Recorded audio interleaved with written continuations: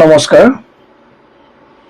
সকলোকে আজিৰ আমাৰ এই বিশেষ অনুষ্ঠানলৈ সকলোকে স্বাগতম জনাইছো আৰু আশা কৰো সকলোৰে ভালে আপোনালোকৰ আজি এটা বিশেষ ভিডিঅ'লৈ আপোনালোকৰ কাষলৈ আহিলো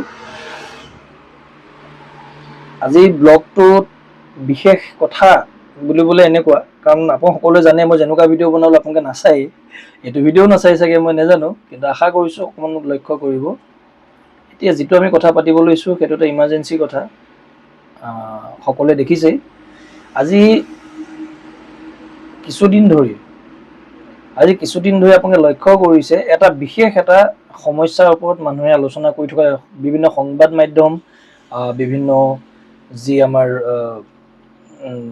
প্ৰেছ হওক আমাৰ যিখিনি মিডিয়াৰ কথা কৈছো মই আমাৰ সংবাদ মাধ্যমে হওক গোটেইখিনি সকলোৰে মানে মুখে কথা চলিছে যে এটাই শব্দ সকলোৰে মুখত কি কাজিৰঙা ক'ত ইংলে পথাৰ এই কাজিৰঙা যি ইংলে পথাৰক যিটো বিতৰ্ক ইয়াত বহুতে জানি কমেন্ট কৰি আছে ইউটিউবত আৰু নাজানি কমেন্ট কৰি আছে বহুতে জানি ফেসবুকত কমেন্ট কৰি আছে বহুতে নাজানি কমেন্ট কৰি আছে বহুতে জানি পেলে সভা অনুষ্ঠিত কৰি আছে বহুতে নাজানি পেলে সভা অনুষ্ঠিত কৰি আছে আৰু হয়তো তাৰ ভিতৰত এজন মও হ'ব পাৰো হয়তো মই কিছু কথা জানিব পাৰো হয়তো কিছু কথা মই নাজানিব পাৰো এতিয়া আহো মূল কথালৈ যেতিয়া সকলোৱে জানে মই ফোকাস অসম 24 যি আমাৰ পোৰ্টেল আছে গতিকে সেই পোৰ্টেলটোত হয় মই যেতিয়া সংবাদ মাধ্যমৰ ফালৰ পৰা মানে যেতিয়া আমি সাংবাদিক হিচাপে যাওঁ বা আমি সংবাদ লবলৈ যাওঁ গতিকে সংবাদ যোনে লয় তাকে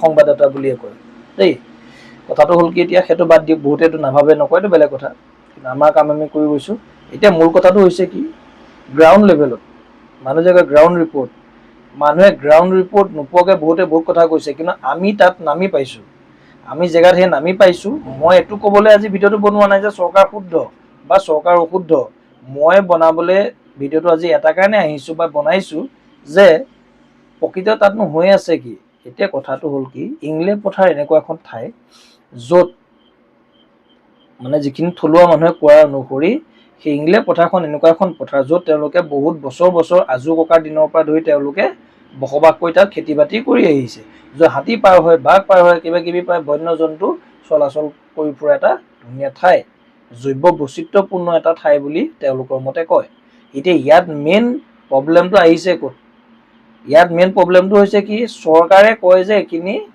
নহয় এখিনি আপোনালোকে মাটিখিনি এৰিব লাগিব বা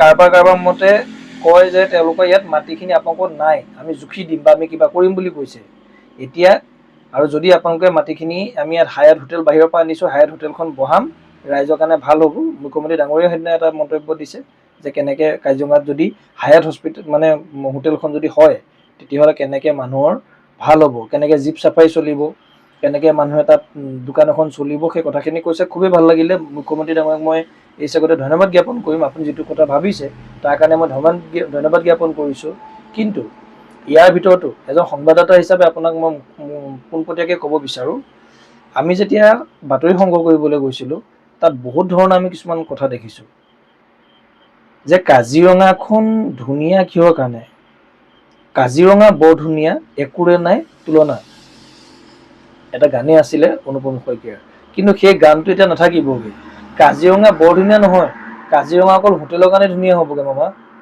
আপোনাক আমি অনুৰোধ কৰিছো আপুনি কথাবোৰ অকমান গুৰুত্ব দিব বুলি ভাবিছো আমি কাজিৰঙাত আপুনি কিবা এটা প্ৰজেক্ট আনিছে আমাৰ কোনো আপত্তি নাই আমি নিজেই বিচাৰো যে আমাৰ অসমত খন উন্নতি হোক বাহিৰত যেনেকে নামি দামী কোম্পানী আছে আমাৰ অসমলৈ আহক কিন্তু বস্তুটো এনেকুৱা হ'ব লাগে যে যেনেকে কয় নহয় বোলে লাঠিও নাভাগক সাপো মৰিব লাগে নহয় জানো লাঠিও ভাগক নাভাগক সাপো মৰক বুলি যেটো কথা আছে সেইটো নিচিনা কথাটো এতিয়া আপুনি এনেকুৱা এটা উপায় উলিয়াওক যেটো কৰিলে ৰাইজৰ দুটকা পাব ৰাইজৰ ঘৰখনো চলিব আৰু যেটো কাম কৰিলে ৰাইজৰ ক্ষতি নহয় সেই বস্তুটো চাব কাৰণ সকলোকে মই এটা কথা কৈছো জনপ্ৰতিনিধি হিচাপে কিন্তু বহুত আশা কৰি আপোনালোকক জিকায় এজন মানুহে বহুত আশা কৰি পেলাই নহয় জানো আজি 15 বছৰে আপোনালোকক ভোট দিছে মানুহখিনিয়ে বা আমি বিলাকে ভোট দিছো কিয় দিছো এটা ভৰসা আছে যে আমি দিয়াৰ পিছত আপুনি আমাৰ কথাখিনি শুনিব জনপ্ৰতিনিধিৰ কাম হৈছে কি জনসাধাৰণৰ হৈ কাম কৰা, জনসাধাৰণৰ দুখ মৰম চেনেহ আদৰ এই বস্তুবোৰ বুজি পেলাই সদনত গৈ সেই কথাখিনিৰ ওপৰত আলোচনা কৰা। আমাৰ মুখৰ কথাখিনি আপুনি তাত গৈ কোৱাটো হৈছে আমাৰ কণ্ঠ, জনপ্ৰতিনিধি হৈছে জনতাৰ কণ্ঠ। কিন্তু ইয়াত যিটো দেখিবলৈ পোৱা গৈছে জনতাই আজি দৌৰি ফুৰিব লগা হৈছে। এতিয়া ইয়াত কোনো মিছা কথা ক'ব নোৱাৰে। মাটি কাৰ শুদ্ধ অশুদ্ধ মই সেইখিনিলৈ যোৱাই নাই। কিছুমান যিটো মই চৰকাৰী প্ৰক্ৰিয়া দেখিলোঁ টোটেলি ৰং। এইটোক আপুনি কিবা এটা কৰক। মই মুখ্যমন্ত্ৰী ডাঙৰীয়াক মই কাটো অনুৰোধ জনাইছোঁ। মাটিখিনি কাৰ হয় কি কথা আপোনালোকে আইনী প্ৰক্ৰিয়ালৈ আমি নাযাওঁ, সেইখিনি আপোনালোকে চাই লওক কাৰ কেনেকৈ সেইখিনি আপোনালোকে চাই লওক। যিটো পক্ষই পাব লাগে তেওঁলোকে পালেই হ'ল। আমাৰ তাত বাধা নাই, কৰিবলগীয়া নাই, কাৰণ মাটি সেইখিনি আমাৰ নহয়ও আৰু মাটিখিনি হৈছে আমাৰ আদিবাসী ভাই বন্ধুসকলৰ। গতিকে প্ৰকৃততে তেওঁলোকেহে জানিব কিমান বছৰৰ পৰা কৰি আছে, কিমান বছৰৰ পৰা খাই আছে, কিমান বছৰৰ পৰা কেনেকৈ কৰি আছে। কিন্তু তেওঁলোকে যিখিনি আমাক কথা ক'লে বা তেওঁলোকে যিখিনি কথা আমাৰ আগত আলোচনা কৰিলে, সংবাদ মাধ্যমৰ আগত যিখিনি কথা ক'লে, কিন্তু তেওঁলোকৰ কথাখিনিত আমি আশ্বস্ত হৈছোঁ যে তেওঁলোক প্ৰকৃততে বহুত পুৰণা মানুহ। গতিকে পাৰিলে ইয়াৰ যদি বিকল্প কিবা আছে চেষ্টা কৰক, যদি বিকল্প নাই তেতিয়াহ'লে উচিত ক্ষতিপূৰণ দিয়ক। তাত গৈ আমি এটা প্ৰব্লেম পাইছোঁ, আমি শুনিবলৈ পাইছোঁ আজি কাৰোবাক এবিঘা মানুহকো 3 লাখেই দিছে, 10 বিঘাতো 3 লাখেই দিছে। আপুনি কওকচোন কেনেকৈ মানি ল'ব? আজি আপুনি এটা কাম কৰি পেলাই 1 ঘণ্টা কাম কৰি যদি 100 টকা পায়, আপুনি 10 ঘণ্টা কাম কৰি যদি আপোনাক 100 টকাই দিওঁ, আপুনি কাম কৰিবনে? যিকোনো এজন ব্যক্তিয়ে কৰিবনে? এই কথাবিলাক চাওক। এতিয়া তাত আমি এটা ডাঙৰ প্ৰব্লেম দেখিলোঁ। যেতিয়া আমি বাতৰি সংগ্ৰহ কৰিবলৈ গৈছোঁ, আমি তাত এটা বস্তু লক্ষ্য কৰিছোঁ। তাত তেওঁলোকে হৈ হাল্লা কৰে, পুলিচ তাততো 150-200 মান থাকেই, পুলিচে আগুৰি ধৰে। মানে তেওঁলোকেতো কয় যে আমাৰ নিজৰ মাটিত আছোঁ, তেওঁলোকে কয় এইখিনি মাটি তোমালোকৰ নহয়, এইফালে নাহিবা। তেওঁলোকক আমি ক'ত গৈ কি কৰিম? এতিয়া পুলিচে কয় যোৱা তোমালোকে গৈ DC অফিচত কথা পাতা, সমজিলা আয়ুক্তৰ লগত কথা পাতা, তোমালোকে চাৰ্কুল অফিচাৰৰ লগত কথা পাতা, ৰেভিনিউ অফিচাৰৰ লগত কথা পাতা, এনেকৈ বুলি কয়। তাত ধুনীয়াকৈ কয়। কিন্তু তেওঁলোক যেতিয়া সেই বোকাখাতলৈ আহি যেতিয়া সেই কথাখিনি পাতিবলৈ যেতিয়া কাৰ্যালয়লৈ সোমাবলৈ বিচাৰে, তেতিয়াই কিন্তু তাত কি হয়, আকৌ তাত পুলিচ বাহিনী আকৌ খাৰা হৈ থাকে। সেই পুলিচ বাহিনীয়ে কিন্তু সোমাবলৈ নিদিয়ে। আৰু সেইখিনি পুলিচ বাহিনীয়ে কয় যে আপোনালোকে ইয়াত আহি হুলস্থুল নকৰিব, যি ক'ব লগা আছে আপোনালোকৰ নিজৰ যি ঠাই আছে, য'ত আপোনালোকৰ মাটিত আপোনালোকে জীয়াই আছে, সেই মাটিত গৈ পেলাই কওক। মানে ইয়াত এনেকুৱা হৈছে, দুই মহৰ বোলে যুঁজত বোলে বীৰ না মৰণ, এনেকুৱা হৈছে। সিটো পাৰ্টি ইয়ালৈ পঠিয়াই। সেই আপোনালোকে দেখাত সাধাৰণ নিচিনা লাগিছে, বহুতে কমেণ্টত লিখিছে, কিন্তু কমেণ্টত লিখাটো ডাঙৰ কথা নাই। ঘৰৰ পৰা বিচনাৰ ওপৰত উঠি এটা কমেণ্ট লিখিবলৈ বৰ ভাল, কিন্তু কথাবোৰ এবাৰ ভাবি চাব।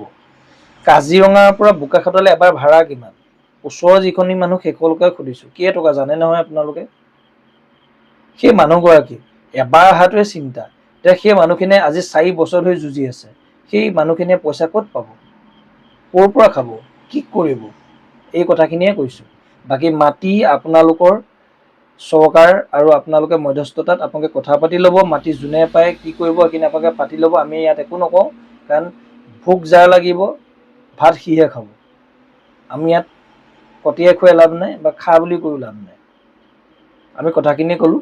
গতিকে আজি কথাখিনি এইখিনিয়ে আছিলে। গতিকে মাননীয় মুখ্যমন্ত্ৰী মহোদয়লৈ আমাৰ এই ভিডিঅ'ৰ যোগেদি আহ্বান জনালোঁ যে আপুনি ৰাইজৰ ওচৰলৈ আপুনি পাৰিলে এবাৰ আপুনি নিজেই আহক।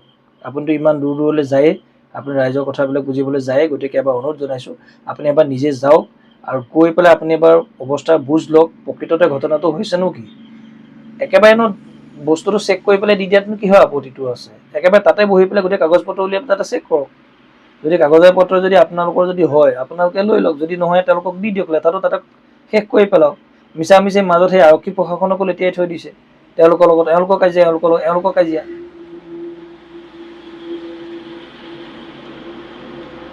আৰু সেইবিলাক কৰিবলৈ যাওঁতে আজি আমি কেইবাজনো দেখিছোঁ, প্ৰণৱ দলে, অমিত নাগ, ভাস্কৰ শইকীয়া, ৰাজীৱ পেগু, আদিত্য ৰাভা, এই কিমানখিনি মানুহক আপোনালোকে এৰেষ্ট কৰি থৈ দিছে।